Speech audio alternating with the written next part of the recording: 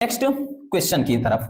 अगला हमारा क्वेश्चन क्या है बच्चों? तो हमारा अगला क्वेश्चन जो है एलसीआर प्रत्यावर्ती धारा परिपथ में अनुनाद आवृत्ति के लिए व्यंजक प्राप्त करना है, और ये भी काफी इंपॉर्टेंट है, ये भी आपका मोस्ट इंपॉर्टेंट है बच्चों, और 2023 में ये भी पूछा गया था। ठीक, ये भी 2023 में ही आया था, उसके पहले भी पूछा गया है, ऐसा नहीं है कि 2023 में ही आया।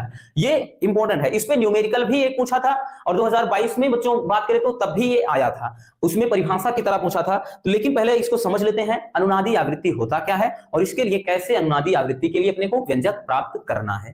ठीक, तो अनुनादी आवृत्ति, तो वह आवृत्ति, ठीक है ना, या अनुनाद की स्थिति में परिभाषा देखेंगे, या लिख सकते हैं कि अनुनाद की स्थिति में प्रेरण प्रतिघात तथा धारती प्रतिघात बराबर होते हैं। तो ऐसी दशा में जो आवृत्ति होती है वही अनुनादी आवृत्ति कहलाती है। ठीक है ना, अर्थात वह न्यूनतम आवृत्ति जिसके लिए धारती प्रतिघात और प्रेरकी प्रतिघात के मान बराबर होते हैं, तो उस आवृत्ति को ही क्या कहते हैं?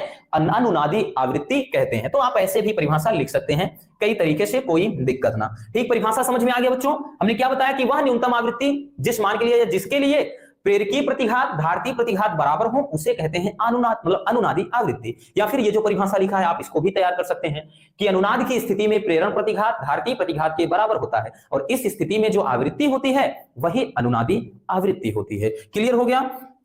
तो अब इसका हम डेरिवेशन करेंगे बच्चों, तो हम लिखेंगे अनुनाद की स्थिति में, अनुनाद की स्थिति में, तो अनुनाद की स्थिति में होता क्या है बच्चों? गौर से समझिएगा। अनुनाद की स्थिति में अभी बताया ना भाई, क्या बोला कि जो प्रेरकी प्रतिघात होता है, अनुनाद की स्थिति में जो प्रेरकी प्रतिघात होता है बच्चों, तो प्रेरकी प्रतिघात ये किसके बराबर होता है? तो ये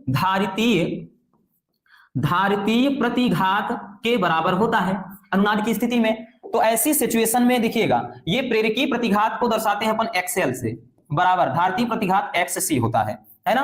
तो एक्सएल बराबर क्या होता है बच्चों? ओमेगा इंटू एल होता है। एक्ससी बराबर क्या होता है? 1 अपान ओमेगा इंटू सी होता है। ठीक, 1 अपान क्या होता है? ओमेगा इंटू सी। ठीक है, अब इसके बाद अगर हम इसको देखें यहां पर, इसको यहां ले जाएं तो ये हो जाएगा ओमेगा स्क्वायर बराबर ये 1 अपान एल इंटू सी हो जाएगा। बट याद रखना ये ओमेगा बराबर फार्मूला क्या होता है बच्चों?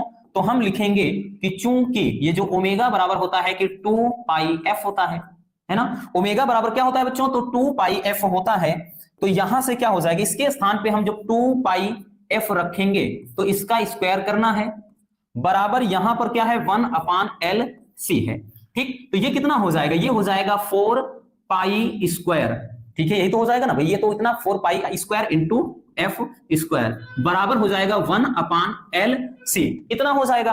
ठीक, या फिर हम लिख सकते हैं एफ स्क्वायर बराबर ये हो जाएगा 1 अपान, ये नीचे चला जाएगा इसमें 4 पाई स्क्वायर, ये 4 पाई स्क्वायर इंटू का एल सी, इतना हो जाएगा। या फिर अगर हम लिखना चाहें बच्चों एफ बराबर कर सकते हैं तो भाई 1 अपान, क्योंकि करनी में चला जाएगा तो एक करनी से कोई मतलब है नहीं, ये पूरा का पूरा आ जाएगा 4 पाई स्क्वायर इंटू एल, ये सी हो जाएगा करणी में। अब इसको करणी से हम बाहर निकालेंगे, अगर करणी से जब बाहर निकालेंगे बच्चों तो एफ बराबर, अब ध्यान से समझिएगा, 4 को बाहर निकालेंगे तो 2 हो जाएगा, पाई स्क्वायर को बाहर निकालेंगे तो पाई हो जाएगा, तो ये 1 अपान ये 2 पाई बाहर निकल आएगा, और करणी में केवल और केवल एल और सी रह जाएगा, यही करणी में बच्चों रह जाएगा। और यही अनुनादी आवृत्ति यानी एफ के लिए क्या होता है? फार्मूला होता है, और यही अपने को क्या करना था?